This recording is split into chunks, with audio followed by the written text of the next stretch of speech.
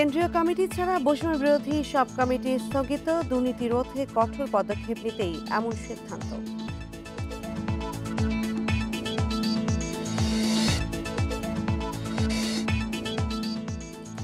একজনের 10 বছরের বেশি প্রধানমন্ত্রী না থাকার সম্মতি, রাষ্ট্র পরিচালনার মূলনীতি নিয়ে ঐকমত্য হয়নি।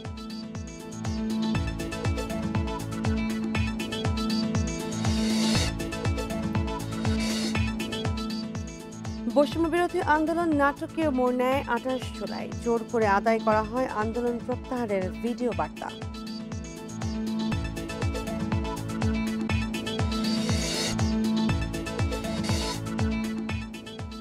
মোহাম্মদপুরে একদিনে 3 ছিনতাই অভিযান চালালেও এখনো আটক করতে পারেনি পুলিশ।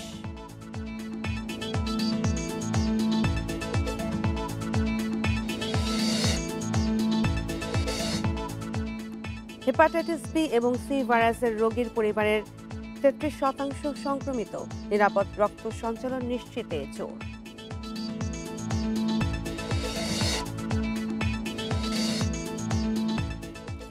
ভেনেজুয়েলায় 6 মাস ধরে হেফাজতে বাংলাদেশি নাবিক মাহবুবুর রহমান, ফিরিয়ে আনতে সরকারের হস্তক্ষেপ চায় পরিবার।